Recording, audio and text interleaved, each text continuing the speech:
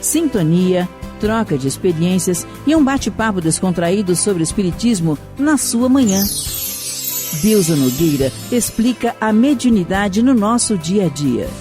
Começa agora, na sua Rádio Rio de Janeiro, o programa Conversando sobre Mediunidade. Olá, amigos ouvintes da Rádio Rio de Janeiro, a emissora da Fraternidade. Deusa Nogueira, conversando sobre mediunidade. E eis que está se aproximando ao momento da comemoração do Natal de Jesus pela cristandade. Cada um, não é, meus amigos, fazendo do jeito que entende. E nós, na doutrina espírita, já estamos aprendendo a enxergar Jesus como guia, como modelo, como aquele ser mais perfeito que Deus deu à Terra, a todos nós, para servir de guia e modelo. Então a gente vai se preparando intimamente. É aquela questão da festa nupcial que Jesus tanto fala no seu evangelho, na parábola, não é? Que todos nós somos convidados, todos nós somos convocados. É muito bonito, queridos. A lei de Deus é para todos nós. Me lembro agora de uma querida amada, Nancy, uma amiga muito querida. A gente vem junto desde o Núcleo Espírita Pedro e Paulo, em que ela fala assim: as coisas boas de Deus são para todos, é para todo mundo. E a gente vai receber ou não, dependendo da nossa vontade. É só vontade, queridos, é só vontade.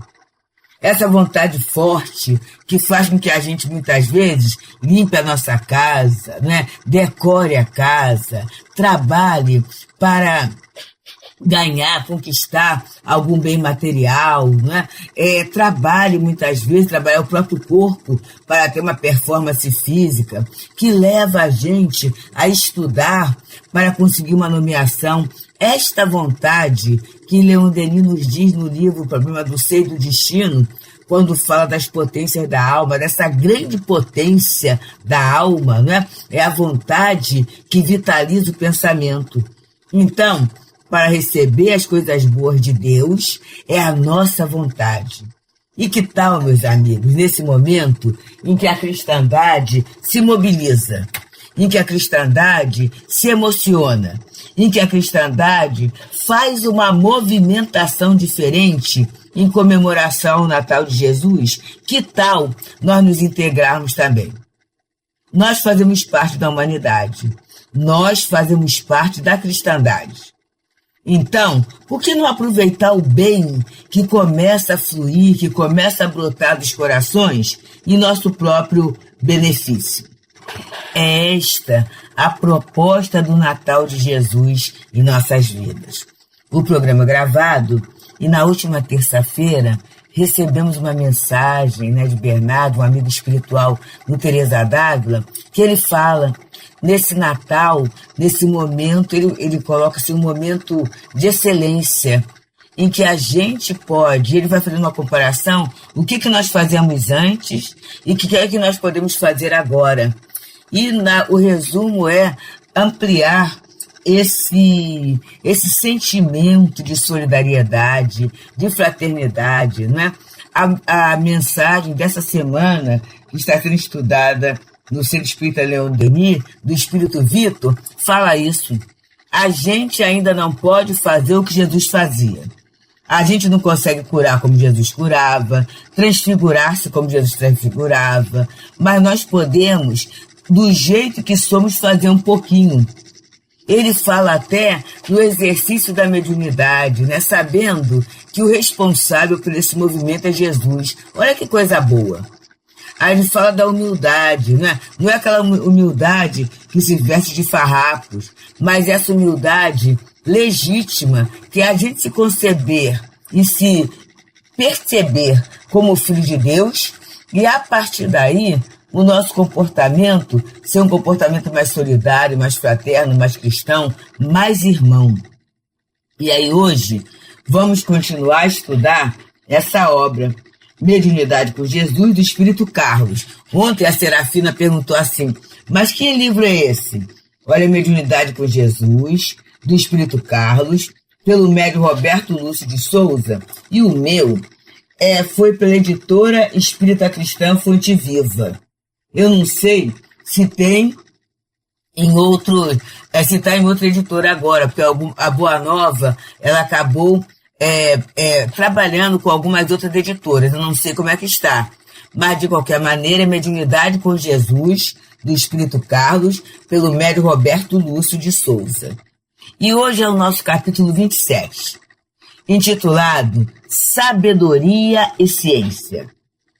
E Paulo, na primeira epístola aos Coríntios, capítulo 12, versículo 8, diz assim: porque a um, pelo Espírito, é dada a palavra da sabedoria, e a outro, pelo mesmo Espírito, a palavra da ciência.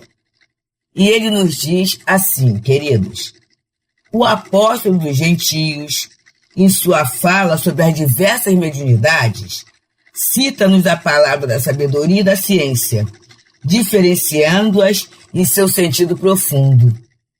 E às vezes, queridos, a gente não sabe diferenciar as falas.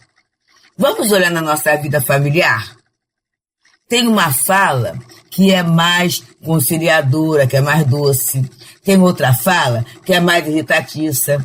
Tem uma fala que é mais para solicitações. Tem uma outra fala que é mais para informações.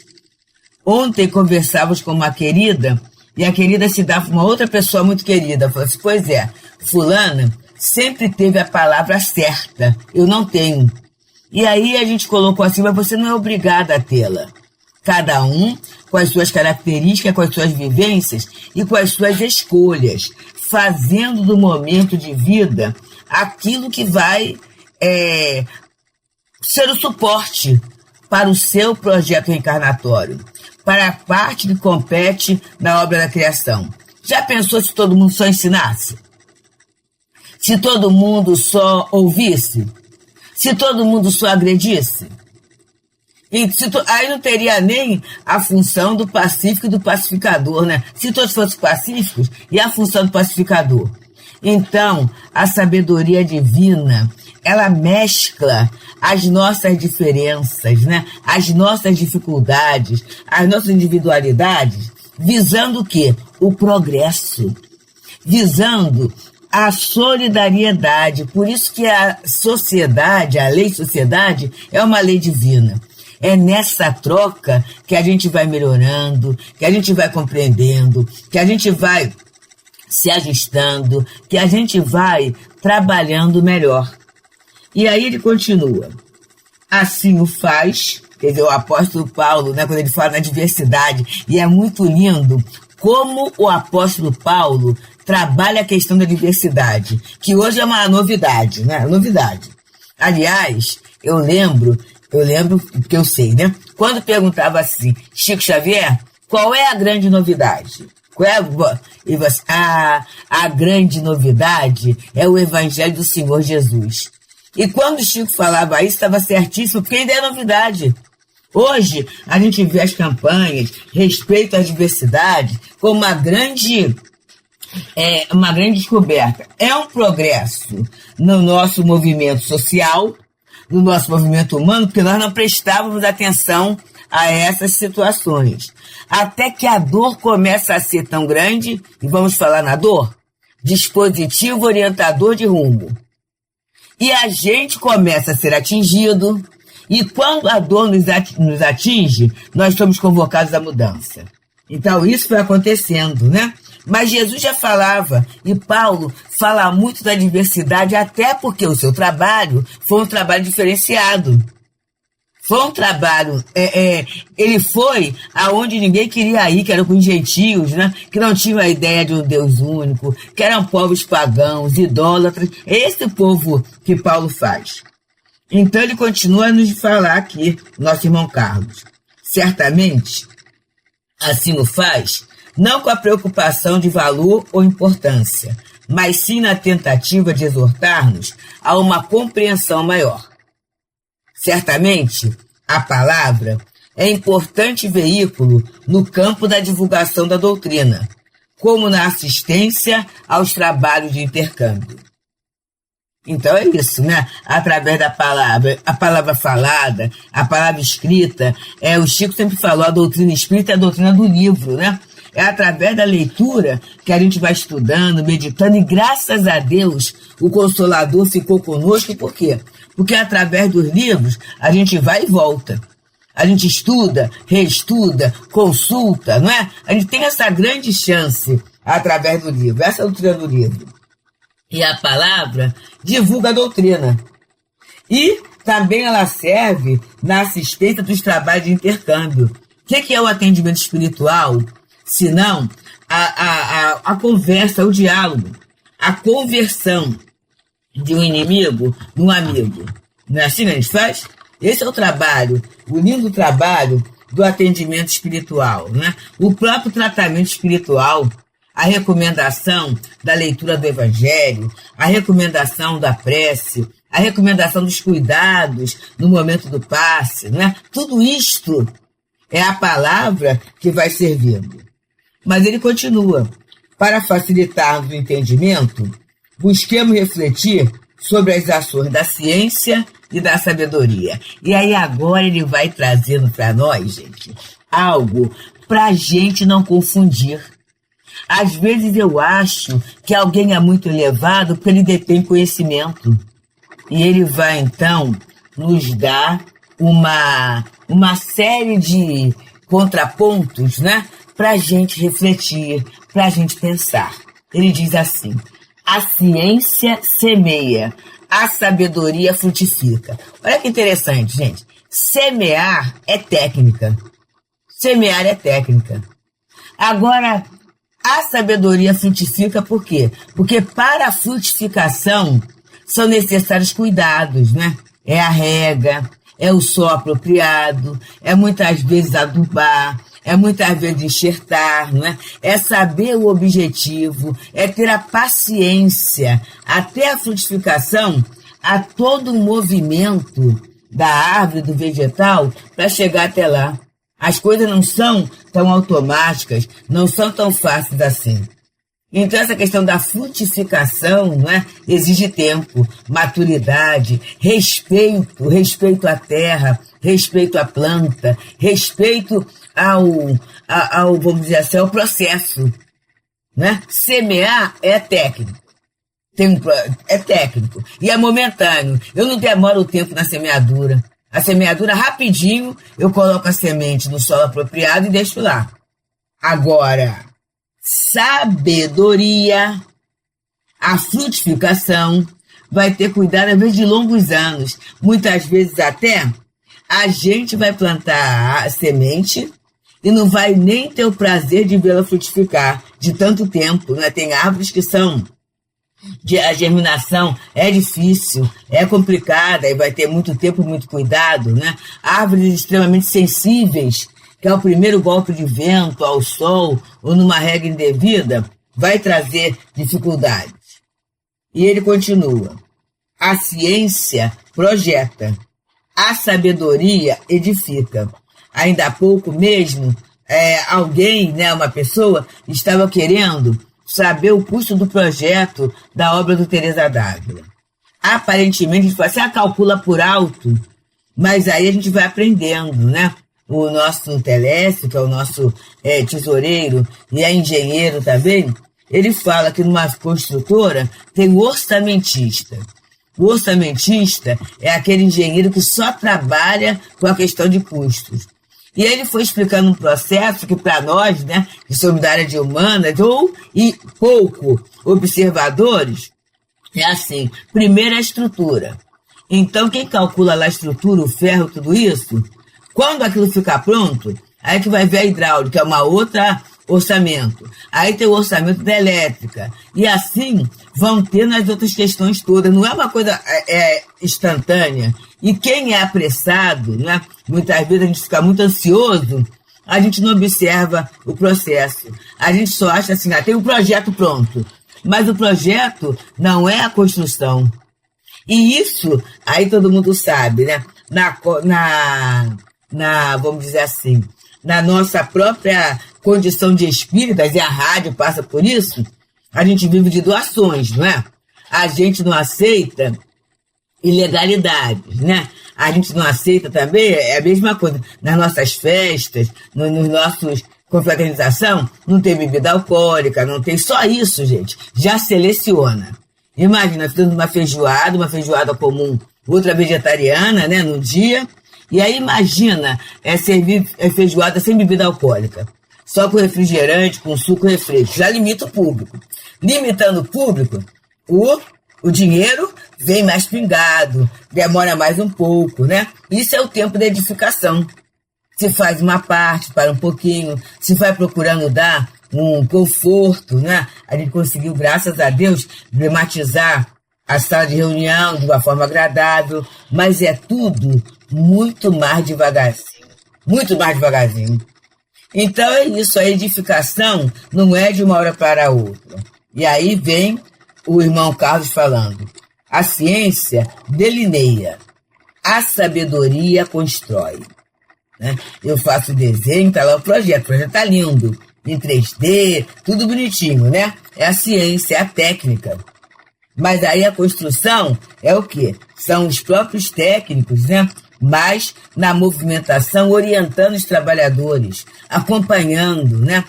Ajustando, porque muitas vezes nem tudo que está no papel pode ser feito daquela exata maneira. E continua ele. A ciência indica, a sabedoria caminha. Sabe o que eu pensei agora? Quero ir a um lugar. Aí tem lá a placa, né? Isso é ciência. A placa está dizendo tais lugares. Mas para eu chegar até lá, eu vou ter que seguir a rota. Eu vou ter que seguir a seta. E caminhar é algo que se perde caloria, né? É até um exercício físico para as pessoas que precisam, para todos nós, para respirar melhor, né? Para estar num estado físico mais aconselhado. Então, caminhar e demanda tempo. Ah, mas eu faço uma corrida. Tá bom, corrida exige técnica, tempo, e uma corrida vai cansar muito mais que uma caminhada. Principalmente se eu não sou treinado. Então, a ciência indica. Mas a sabedoria é que vai ver o procedimento mais adequado, né? O tempo mais adequado, né? Vai ver os materiais necessários para a realização daquilo que foi indicado. De novo, a ciência vislumbra, a sabedoria utiliza. É isso, né? Utiliza. Então, o vislumbre só, e a gente muitas vezes, em termos das lições de Jesus, a gente está no vislumbre. Que coisa linda. Mas a gente não usa. A gente não, ainda não. Na próxima encarnação, quando eu for melhor, ou quando a minha doença acabar, ou quando, a gente vai utilizando aos poucos. A ciência abre caminho. A sabedoria indica o rumo ao caminhante. Então, tem o caminho, a ciência, abriu a estrada. Agora, a sabedoria é o rumo, né? Não é o rumo. Mais para a direita, mais para a esquerda, cuidado, tem um precipício. Mais à frente tem uma pedra, tem um lodaçal. Então, tudo isso vai nos atrapalhar um pouco. A ciência descobre os medicamentos. A sabedoria utiliza-os para aliviar as dores. E a gente sabe a questão, com todo respeito à indústria farmacêutica, né? Então descobriu o medicamento. A sabedoria vai ver o quê? A dosagem, né? Os efeitos colaterais. O que é que além daquele medicamento precisa ser usado para a pessoa ficar aliviada das dores, para que o mal seja curado ou atenuado sem causar novos males, né? A ciência explica, a sabedoria exemplifica. E aí, meus queridos, é tempo de Natal. É tempo da gente pensar na exemplificação de todos esses conceitos que têm chegado até nós. Quantos conceitos, quantas páginas, né? A codificação aqui, os espíritos nos falando, aquilo que a gente não entende, as palestras, os cursos nas casas espíritas, a Rádio Rio de Janeiro apresentando Luz da Penumbra, apresentando temas da atualidade à luz da doutrina espírita. Então a gente está sendo convidado a pensar, a aprender a pensar, né? E aprender a pensar é o quê? É valorizar aquele conceito para que ele vire vida em nossas vidas, para que ele possa ser norteador na hora de eu fazer uma escolha. E eu só escolho aquilo que eu conheço. Se eu não tiver o conhecimento, como é que eu vou escolher? Eu vou andar às cegas, né? E aí, continua o irmão Carlos falando nessa lição, que é do livro Mediunidade com Jesus, que é o capítulo 7, cujo título é Sabedoria e Ciência, em que ele comenta a carta de Paulo, a primeira epístola de Paulo aos Coríntios, capítulo 12, versículo 8. Porque a um, pelo Espírito, é dada a palavra da sabedoria, e a outro, pelo mesmo Espírito, a palavra da ciência. E ele continua nos falando. A ciência baseia-se na verdade. A sabedoria estrutura-se no amor. E por isso, a ciência raciocina, a sabedoria compreende. Vamos pensar Jesus com os doutores da lei, né? Os doutores da lei, eles raciocinavam. Eles raciocinavam, pensavam, viam.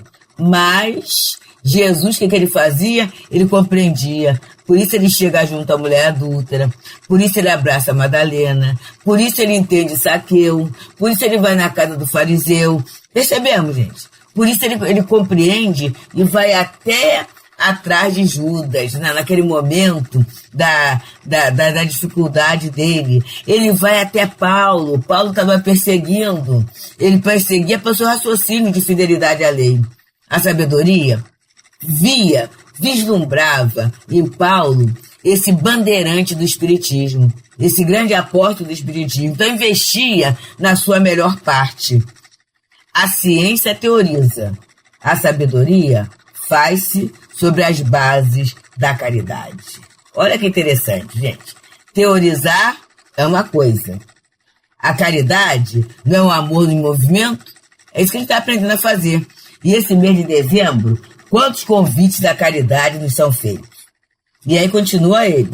Irmão, que te encontras conclamado a aproveitares o dom da palavra na divulgação e na assistência às lides doutrinárias. Essa é comigo, né? Busca aprimorar-te mais e mais na conquista de tais dons em todos os seus aspectos. Então, nós que divulgamos doutrina, não é apenas para semear, projetar, delinear, indicar, vislumbrar, abrir caminhos, descobrir medicamentos, explicar, né? Está na verdade, raciocinar e teorizar. A gente, além disso, deve aproveitar a oportunidade para frutificar, edificar, construir, caminhar, utilizar, indicar o rumo, aliviar as dores, exemplificar, estruturar-se em amor, ter a sabedoria que compreende, a compreensão na nossa vida e a caridade. Porque é essa caridade, é esse movimento que vai dar a cada um de nós o aproveitamento do tempo, o aproveitamento da reencarnação, o aproveitamento dos recursos, o aproveitamento desses grandes amigos espirituais que nos recebem de braços abertos nas casas espíritas. Algumas casas já vão começar a entrar em recesso, mas que a gente possa aproveitar esse tempo para não nos afastarmos da ideia do bem, para estarmos sintonizados nestas mesmas casas e que nessa sintonia a gente possa voltar às atividades com muito amor, com muito equilíbrio, com muita esperança. Muita paz, amigos. Deusa Nogueira explica a mediunidade no nosso dia a dia. Programa Conversando sobre Mediunidade.